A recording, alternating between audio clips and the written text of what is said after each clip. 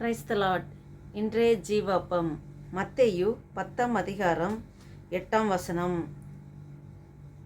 வியாதி உள்ளவர்களை சொஸ்தமாக்குங்கள், குஷ்டரோகிகளை சுத்தம் பண்ணுங்கள், மரித்தோரை எழுப்புங்கள், பிசாசுகளை துரத்துங்கள், இலவசமாய் பெற்றீர்கள், இலவசமாய் கொடுங்கள். அல்லேலூயா.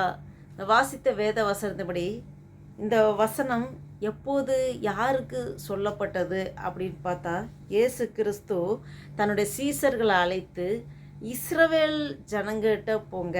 இஸ்ரவேல், அதாவது 6 பார்த்திங்கன்னா, காணாமல் போன ஆடுகளாகிய இஸ்ரவேலர் வீட்டாரிடத்திற்கு போங்கள்னு சொல்லி ஆண்டவர் அனுப்புகிறத பார்க்குறோம். சீசர்கள் அனுப்புகிறாரு. அப்போ சீசர்கள்ட்ட சொல்கிறதா இந்த காரியங்கள்.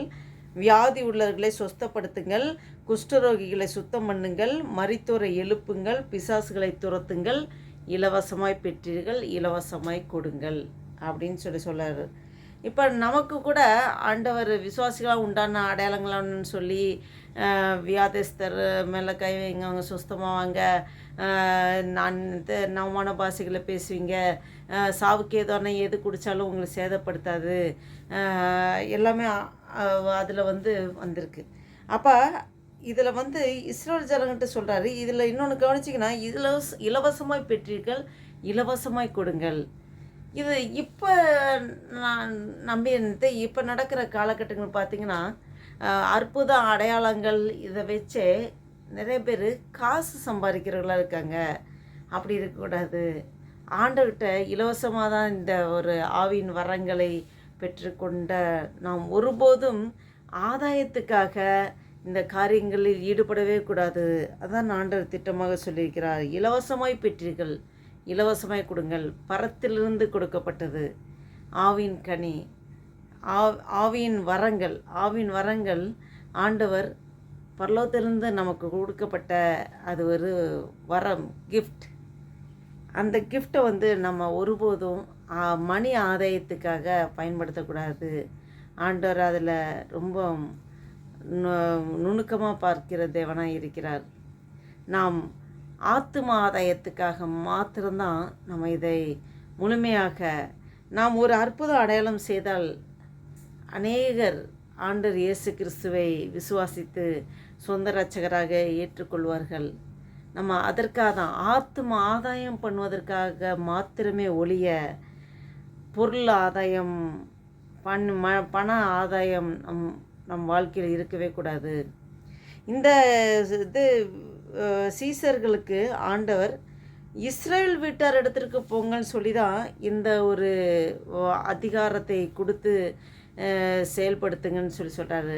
இந்த காலகட்டங்கள், இந்த கடைசி நாட்களில் வாழ்ந்து கொண்டிருக்கிறோம். நமக்கு அதிகாரத்தை ஆண்டவர் கொடுத்திருக்கிறார். அதிகாரத்தை பயன்படுத்த வேண்டும். நாம் மனம் பதறி இல்லை விளையாட்டு கூட நம்ம எதிர்மறையாக பேசக்கூடாது, நெகட்டிவாக பேசக்கூடாது, நம்மளே நாம் டீக்ரேட் பண்ணி தாழ்வாக பேசக்கூடாது. ஆண்டவர் நம்மளை விசேஷித்த பாத்திரமாய் ஒவ்வொருவரையும் விசேஷித்த பாத்திரமாய் வைத்திருக்கிறார். ஒவ்வொருவருக்கும் ஒரு தாளந்துகள் கொடுக்கப்பட்டிருக்கிறது.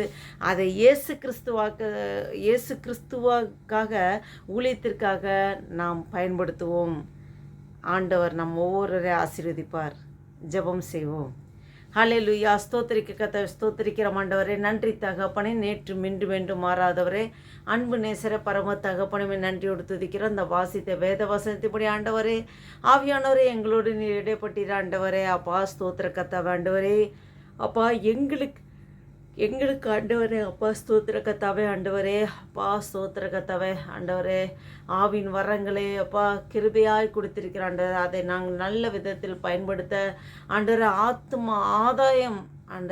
ஆத்தும ஆதாயத்திற்காக பயன்படுத்தி ஒவ்வொரு ஆத்மை கொள்ளை பொருளாக நம்முடைய சமூகத்தை சேர்க்கிற பணியை செய்ய ஆண்டவரே, அப்பா ஒவ்வொருவருக்கும் ஆண்டவரே, அப்பா ஆவின் அப்பா வரங்கள்லாம் நிரப்ப முடியாது ஜெபிக்கிறோம் ஆண்டவரே.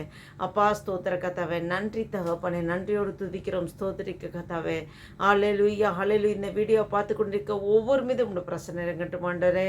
அடிமையின் நீங்கள் நிரப்பிக் கொண்டிருக்க நன்றி செலுத்துகிறோம் ஆண்டவரே. மீதை முழுது பொறுப்படுத்திக் கொள்ளுங்க அப்பா. உமக்கே துதிக நமக்கு மேலா செலுத்துகிறோம். இயேசு கிறிஸ்து நாமத்தினால் ஜெபிக்கிறோம் ஜீவன் நல்ல பிதாவே. Amen amen. Thank you Jesus. God bless you. Amen.